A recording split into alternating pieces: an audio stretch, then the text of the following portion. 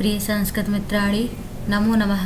मैं दीपमाला उपाध्याय आप सबका स्वागत करती हूँ। आज मैं कक्षा अष्टमी रुचिरा भाग 3 पाठ 8 संसार सागरस्य नायकाः के हिंदी अनुवाद व अभ्यास कार्य को लेकर उपस्थित हूँ। प्रस्तुत है पाठ संसार सागरस्य नायकाः। प्रस्तुत पाठ अनुपम मिश्र की कृति आज भी खरे हैं तालाब के संसार सागर के नायक नामक अध्याय से लिया गया है। इसमें विलुप्त होते जा रहे पारंपरिक ज्ञान, कौशल एवं शिल्प के धनी गजधर के संबंध में चर्चा की गई है।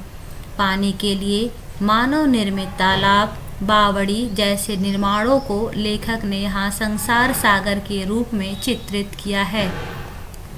के आसन ते अज्ञात नामनः। के आसन ते अज्ञात नामनः अर्थात वे अज्ञात नाम वाले कौन थे, अर्थात जिसका नाम ज्ञात न हो ऐसे अज्ञात नाम वाले कौन थे।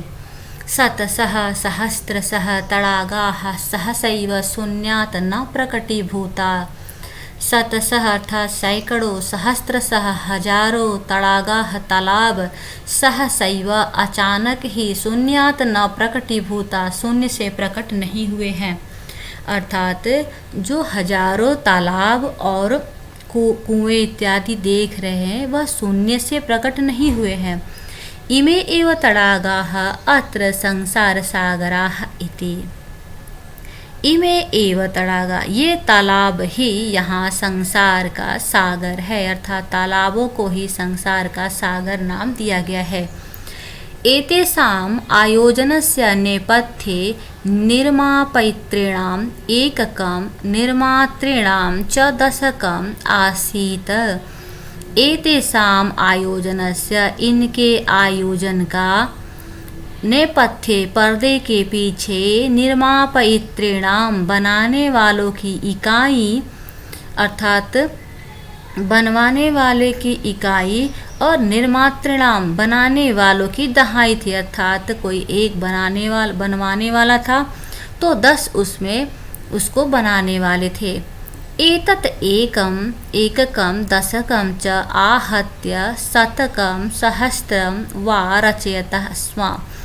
इस प्रकार से इकाई व दहाई गुणित होकर, अर्थात इकाई दहाई से बढ़कर शतकम सैकड़ों और हजारों तक की रचना कर देते थे।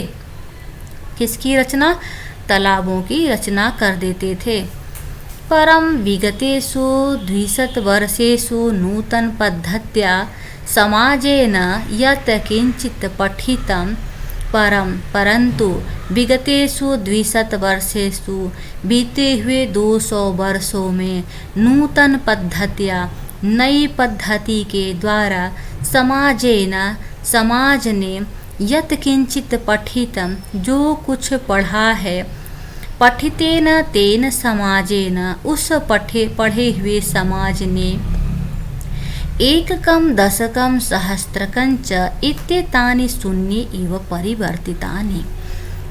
उस पढ़े हुए समाज के द्वारा इकाई, दहाई और हजारों तक को शून्य में बदल दिया। अर्थात पहले जो तालाब इत्यादि का निर्माण करने वाले थे, अब आधुनिक पढ़ाई के कारण आधुनिक युग में उस प्रकार से तालाब निर्माण का कार्य शून्य में परिवर्तित हो गया, अर्थात प्रायः बंद हो गया।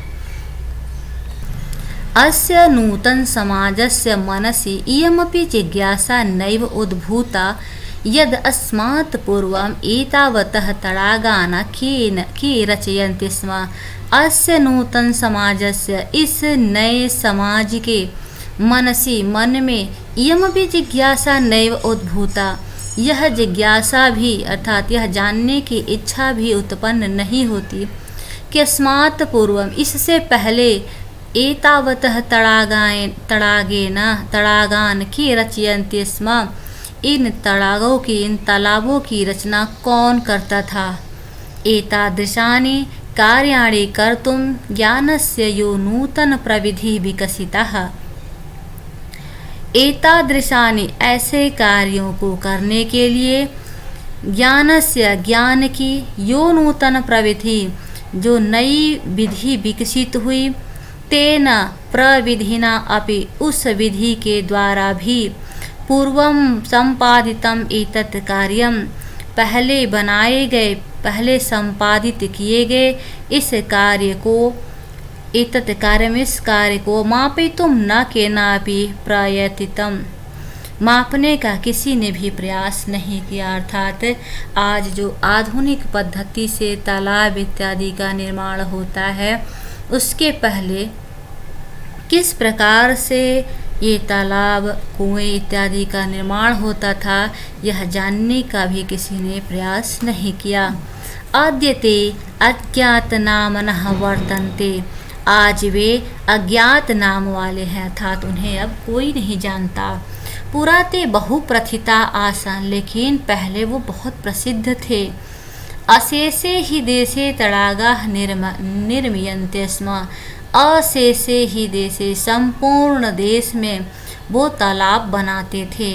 निर्मातारो अपि अशेषे देशे निवसन्ति स्म उन्हें बनाने वाले भी संपूर्ण देश में निवास करते थे। अर्थात जो तालाब को बनाने वाले थे वे संपूर्ण देश में निवास करते थे और संपूर्ण देश में तालाब भी बनाए जाते थे।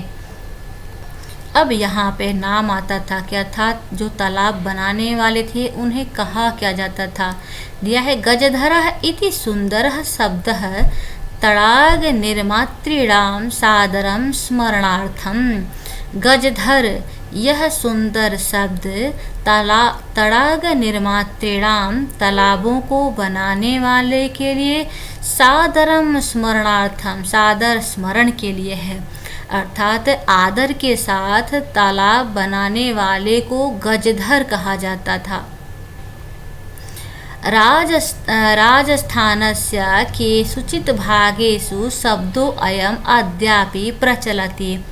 राजस्थान के कुछ भागों में यह शब्द आज भी चलता है। कहा जा रहा है कह गजधर है। गजधर कौन है?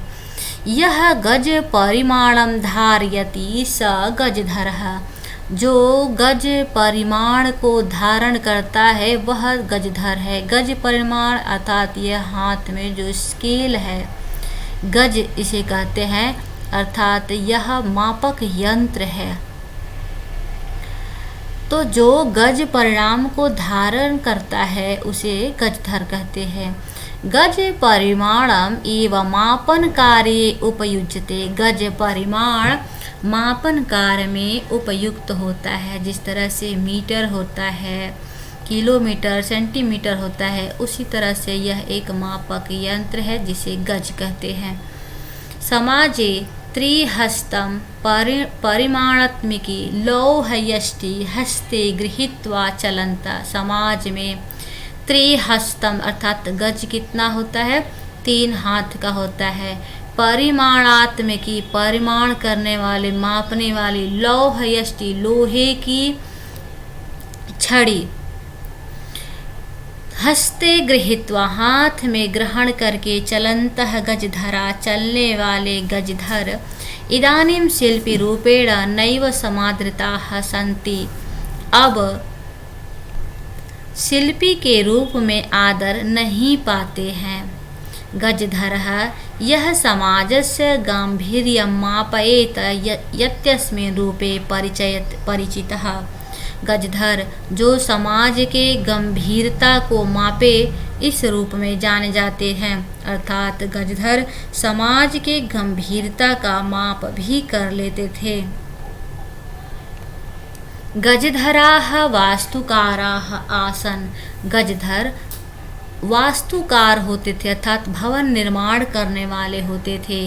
कामम ग्रामीण समाजो भवतु नगर समाजो वा तस्य नवनिर्माणस्य सुरक्षा प्रबंधनस्य च दायित्वं गजधराः निभालयन्ति स्म।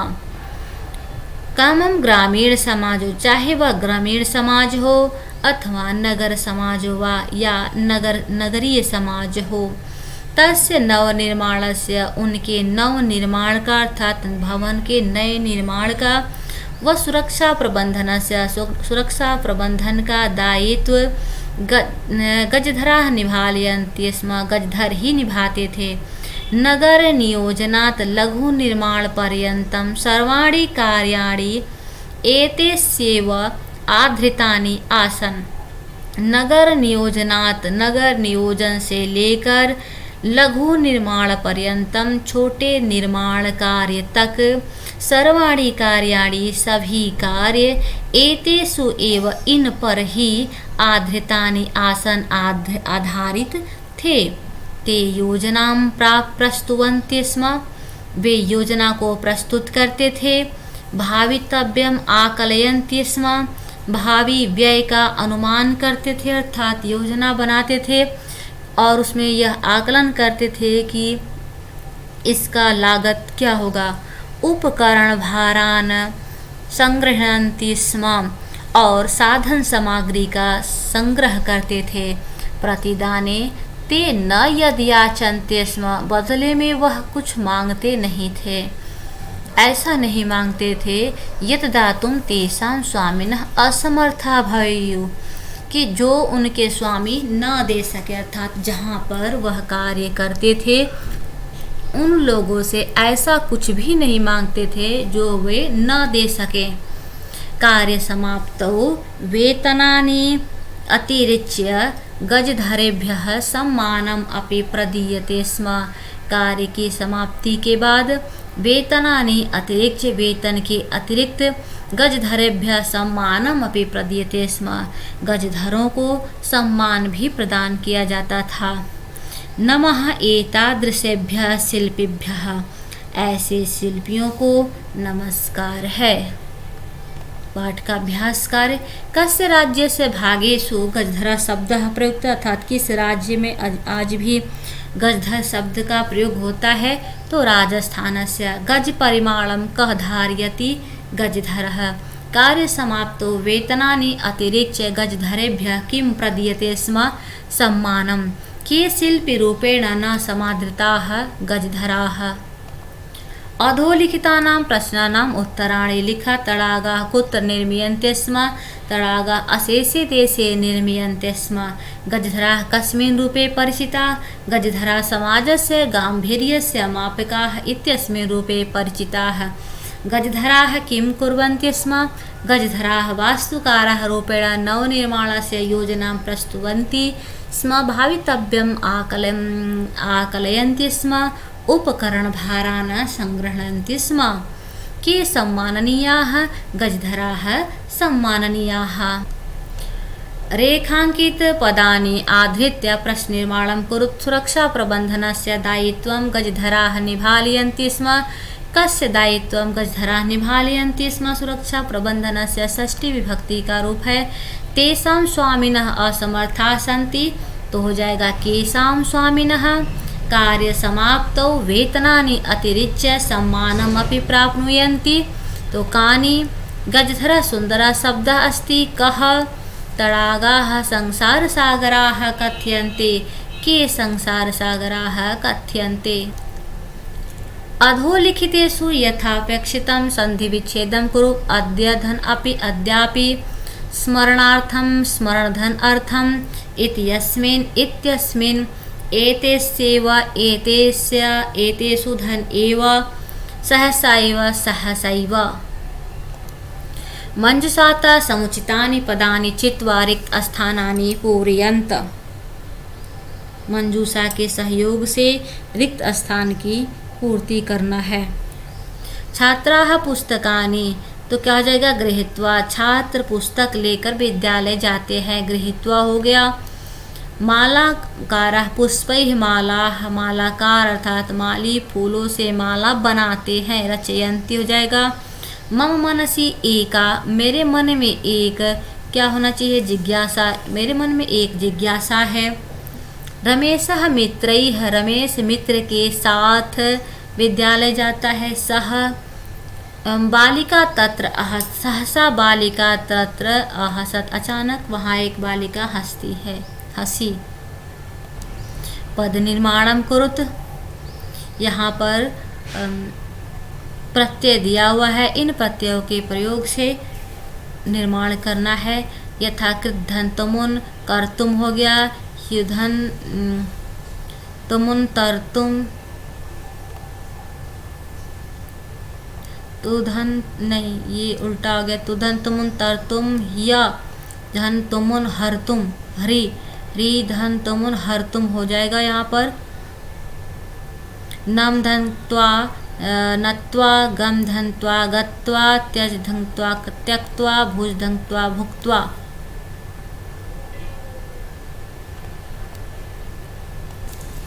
यहाँ पर चेंज कर दिएगा, यहाँ पे तरतुम हो जाएगा और तू धन तुमुन तरतुम, वी धन तुमुन हरतुम। कोष्ठक दत्तेषु शब्देषु समुचितां विभक्तिं योजयित्वा लिखत। यहाँ पर विभक्ति का प्रयोग करना है, उपपद विभक्ति है, उपपद विभक्ति को पढ़ाया जा चुका है।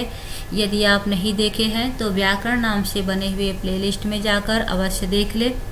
उभयतः के साथ द्वितीय विभक्ति का प्रयोग होगा तो हो जाएगा ग्रामम, सर्वतः के साथ द्वितीय विभक्ति का प्रयोग हो जाएगा नगरम। धिक के साथ भी द्वितीय तत्पुरुष का प्रयोग, द्वितीय विभक्ति का प्रयोग होता है तो हो जाएगा कापुरुषम। यहाँ पर देख लेते हैं सह के साथ तृतीय विभक्ति का प्रयोग होता है, यहाँ हम तृतीय विभक्ति का प्रयोग करेंगे। मृगैसा, यहाँ हो जाएगा बालिका भी, पिता का पित्रा हो जाएगा, मातृ का मात्रा रूप बन जाएगा। सप्तरूप को भी पढ़ाया जा चुका है, आप लोग व्याकरण की प्लेलिस्ट में जाकर देख सकते हैं। इस प्रकार से यहाँ पर इस पाठ का हिंदी अनुवाद व अभ्यास कार्य पूर्ण हुआ। मुझे उम्मीद है कि आप लोगों को समझ में आ गया होगा। वीडियो कैसा लगा कमेंट के माध्यम से ज़रूर बताएं व अपने अन्य मित्रों तक भी इसे शेयर करें। धन्यवाद, मिलती हूँ फिर अगले वीडियो के साथ।